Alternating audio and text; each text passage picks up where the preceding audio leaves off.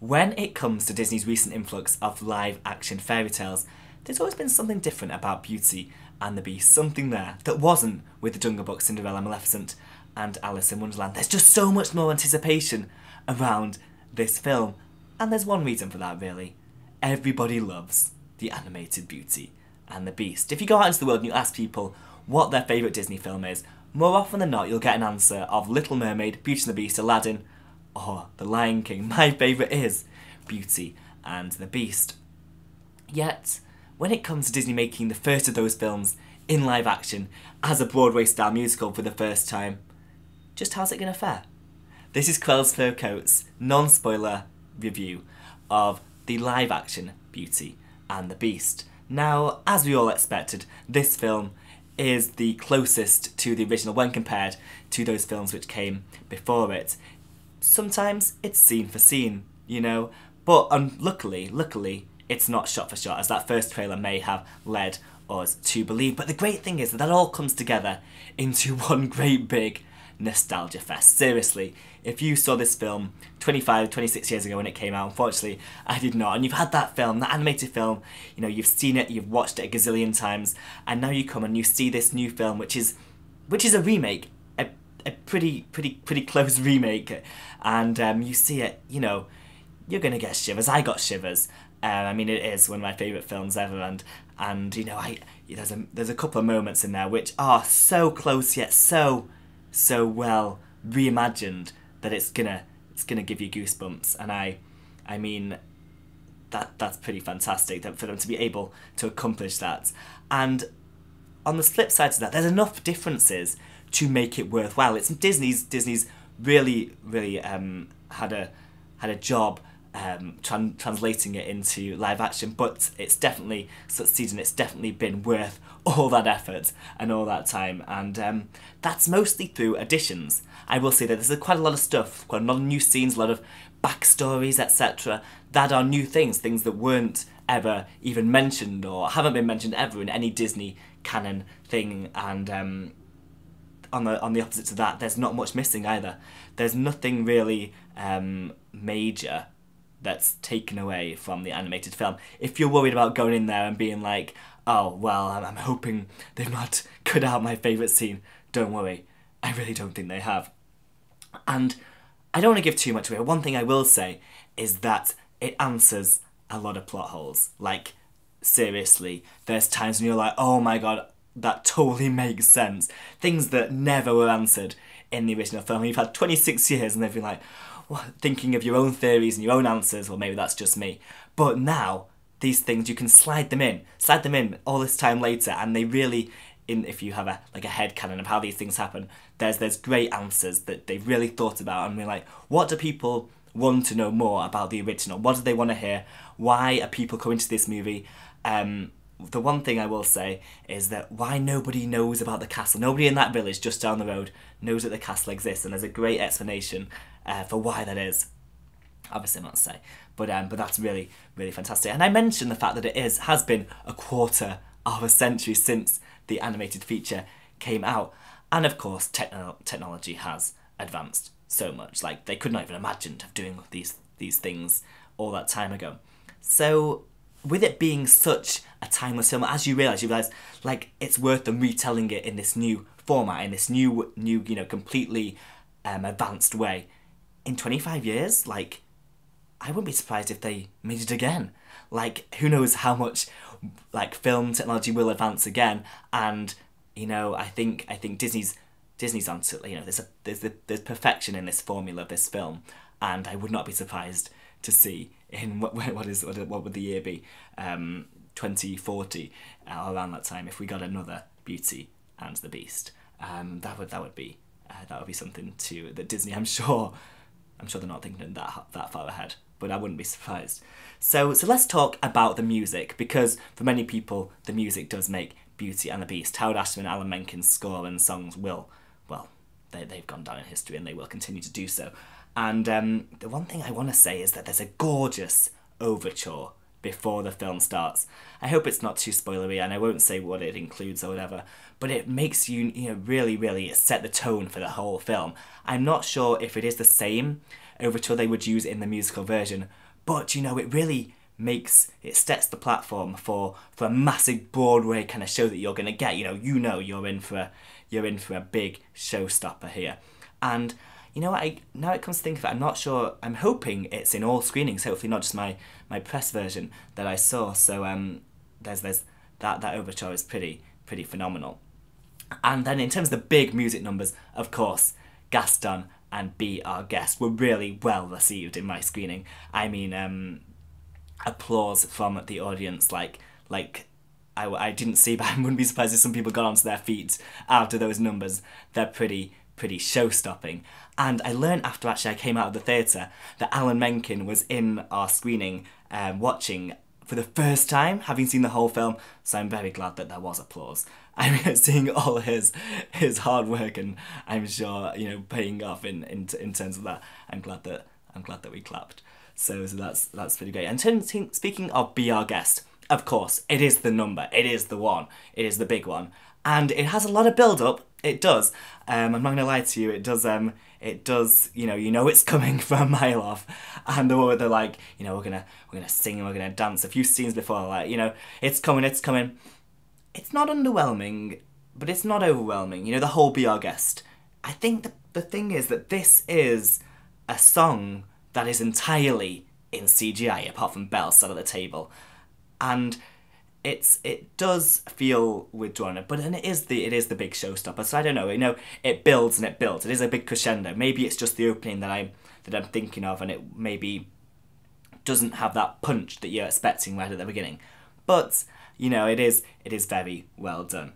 And the one thing I will say though is that Belle still does not eat. She doesn't have a morsel. All this food is flying around and it's all going everywhere, and she still doesn't get a chance to sit down and have a meal.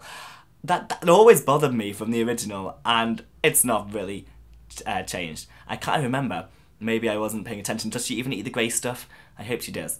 The grey stuff looks much nicer, actually, by the way. I was like, why did it have to be grey? God knows. But there you go. My personal favourite song, always from the animated film, was Something There. I love that song, and it does not disappoint. Like, seriously. And it's stepped up even.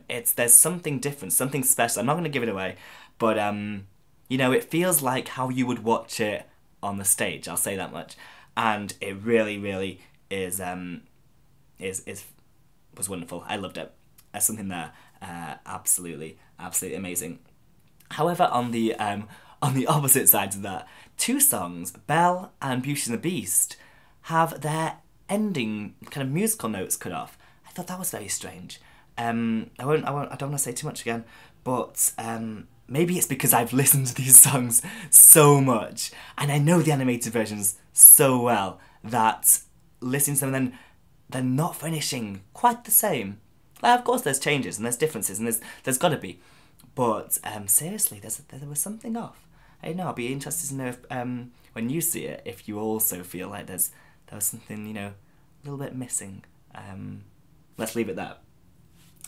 New songs. There are at least 3 new songs. Well, I thought there was more. There's at least 3. From the musical, If I Can't Love Her and Human Again are cut. We heard about that not long ago. But there are songs to pretty much take their place. I'm not going to say the titles or anything like that. But also, there's a rather wonderful, sweet song, which, let's just say Kevin Kline's name is on the album cover, and you can take from that what you will.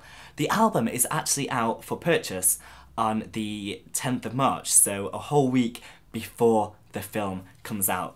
If you can, if you've got the stamina and the willpower, please hold off. Don't listen to the songs.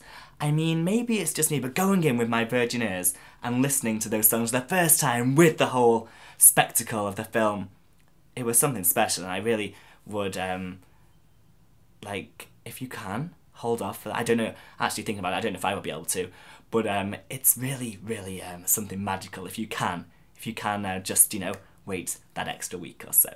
So the music, yes, the music is something rather phenomenal. Let's talk about Belle.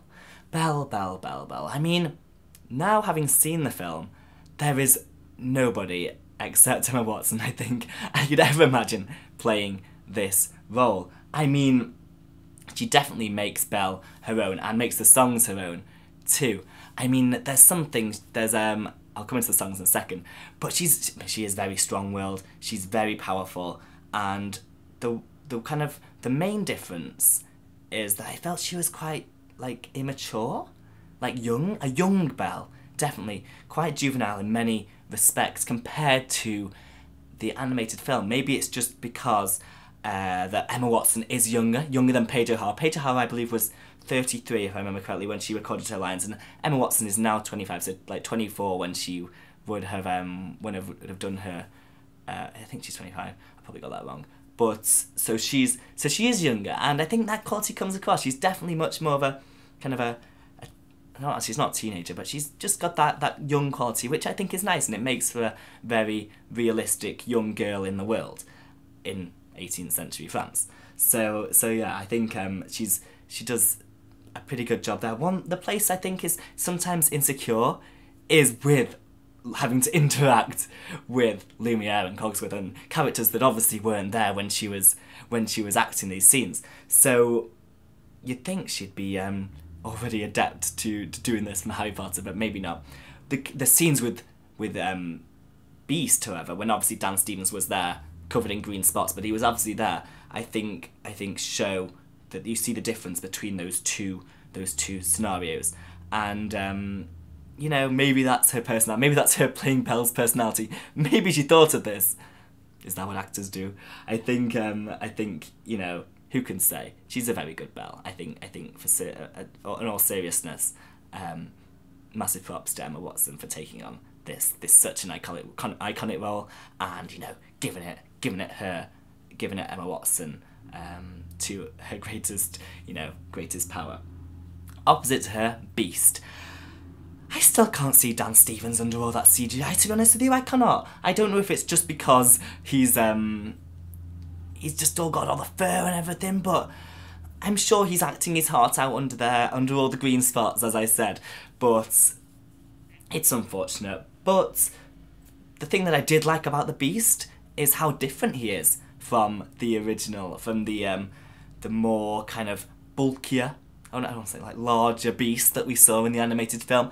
There's something about the fact that he can stand upright, he's like a man, he's like Belle's man, and it just makes for a much more realistic relationship. There's a great moment, I believe it's around something there, and it's when they're walking together and they really seem like they're a couple. And I never really got that, really, until obviously he becomes a human and it's all that. But there's just that really nice moment. And who knows, that may be another thing about the fact that I can't see Dan Stevens there is because his voice has been altered. Who knows how much voice alteration it's gone through in post for him to get that beast-like growl that he has there. I don't quite know. There's a great, actually, little moment at the end of the film to do with him being a beast, and I just trying so hard not to spoil it for you. I hope I'm not. There's then also his very their attempt to make him sympathetic in a backstory, and you know, this nowadays, it's always like you've got to give them a reason to be redeemed at the end through showing them why they were so hard done to. And you know, it happens, and there's a new device which wasn't there originally in the original film, and it's a device such as Car was in Jungle Book. So it's a way to show the past, and you know, that's a thing which I wouldn't be surprised if we saw in every future live-action Disney film. You know, just some kind of way to bring back an earlier version. That's all I'm going to say about that. So then, our big four, Lumiere, Cogsworth, Mrs. Potts, and Chip. Everyone's favourite foursome. I'm not going to lie to you, they take a little bit of getting used to. And we've seen all these versions of these characters in the trailers and whatever. You've seen them, you know they're not as cute as they were in the original film, but they definitely grew on me. And I will say this, that by the end, they really tugged on my heartstrings. Like, seriously, I can't remember if I cried. I was definitely on the verge of tears if I didn't cry at one moment, which was which revolved around the servants. I won't mention too much, but it was definitely emotional, and I found it very interesting that these characters got me all welling up and not Belle and Beast. But I'm sure I've heard people say that they got emotional at different points in the film. So, you know, each to their own. Maybe it's just me, but as many did suspect from the first trailer, you know, Ewan McGregor, he's no Jerry Orbach, but he gave it a good bash. He did his best French accent, and yes, that's that. Ian McKellen, however, his Cogsworth is practically unfaltering. I mean, especially his few scenes as a human are particularly memorable to me, and I really enjoyed his performance as Cogsworth, one of my favourite characters, my favourite Disney characters ever, actually, and I think he did definitely did it justice to David Ogden Stiers, removing some of the lines that I was expecting to be in there, but you know, some of Cogsworth's more humorous moments, but they're definitely added in other areas. So, you know, it's the same kind of vibe that we got all those years ago. Okay, our villains, Gaston and LeFou. I say villains, but you know, they really give all the humour. Well, not all the humour, lots of the humour comes from, especially LeFou, if not Gaston, and they're really there to bring the story up to date. They do. They bring it they bring 18th century to the 21st century, and there's lots of things I could go on about saying, but I will mention this, and this is the fantastic. Well, I was feeling it all the way through. You know, you can feel it from there's a vibe there. There's a vibe. There is this homosexual undertones to their relationship, and it's been confirmed by the director Bill Condon, and real great thing for him to have in there, being a gay director, and he has been able to put this into his work, and fantastic first kind of major moment for Disney to have a real proper kind of character that is really showing his love for another man, male showing love for another male on screen. So it's not in your face, but you know, I could feel it. I think it's definitely there. Josh Gad did an amazing job, and I think that seriously, watch out for it. It's magical. I really enjoyed it. Maurice, I think, has the biggest character change from the original film. Seriously, I mean, and it does a great job. He's just like much more fleshed out into a real human being. I always thought that he was much more like a caricature, and he's actually Belle's, you know, father figure that is a real gentleman, and I really enjoyed it. I'm going to make a video very soon about the 10 biggest differences, and that's definitely on there. 10 biggest differences between the animated and the new film. So look out for that very soon on my channel. And one new thing I will mention is that there's a fantastic interaction between Maurice and a new character called Agatha, and Agatha is a very interesting character, and she opens up, you know, new questions, actually. Doesn't answer all ones, she opens up new questions about the story, about the film, that I'll be very interested to see answered in the future. Agatha, mystery to us all. Design. This film is so lavish, and it's so luscious, and it's so, you know, I feel like I could just, you know, mould into the furnishings. It's great, but it is quite plausible, you know what I mean? It's like, you could feel like this is how a royal would live in 18th century France, in the castle, and then even in the village. The village is very much like how you'd expect a rural French village to be. I think the great thing is this is such a departure from Cinderella, from Kenneth Branagh's Cinderella, which I felt was extremely fantastical, like so fairy tale like. Probably also supposed to be set in France, I presume, because Cinderella is set in France. But this is real France. Cinderella was like, you know, the fantasy France. This one is, you know, real life. And so I think that was rather fantastic. And I was always, through the film, you can't tell which is set and which is green screen. And I think that's fantastic. You know, I think that Disney's going to be implementing parts of this film, most likely, into more of their theme parks. And so to be able to walk around this rather phenomenal castle would be rather wonderful. Now, my one main problem, which is something that I've always had a problem with in the original film, is that it it's so fast. It's such a small time frame. Maybe that's what I mean. It's like such a fast story. It goes through the days so fast. Maybe because you're always going between the castle and the village and you see that not much time is passing. Seriously. And I was expecting them to maybe flesh it out a bit more. I'm not saying it's such a bad thing, but I was expecting it just to be a bit more widened, a bit more, you know, a bit more time before the curse is broken. But not such a bad thing. I think it's just something that could have, should have, would have. Who knows? In 25 years, maybe the film will last a week. So that's my main thoughts. But the great thing I feel is that there's still, what, just over 2 weeks till this film comes out? 2 weeks, and there's such a big buzz around it. This press tour's ongoing. I can't even say that word. Press tour is still ongoing. They're all travelling all around the world, and there's so much hype, and it's really, really wonderful. In my opinion, that this film lives up to, if not exceeds, Alice in Wonderland and The Jungle Book in terms of, you know, well, just how good it is. That's a great description, Joe. And because of that, I'll be very surprised if the film does not make it into the $1 billion club. Like, seriously, predictions on this film are pretty big, pretty good, and I think it's got a fantastic chance. It's really something to behold. And I saw it in 2D. My screening was in 2D, but I will definitely be going to see it in IMAX 3D once it's released on March 17th. Like, seriously, I'm very excited to see it in 3D. And I think if you can push the boat out, go and see it in IMAX if it's available near you, I'm sure it'd be worth the experience.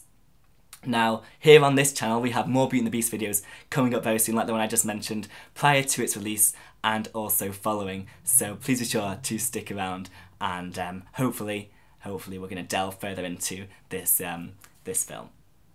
So thank you very much for watching. I really hope you enjoyed this review. I'm Joseph Worthington, and this is CruellasFurCoat. Be sure to subscribe for more Disney videos, and don't stay too long.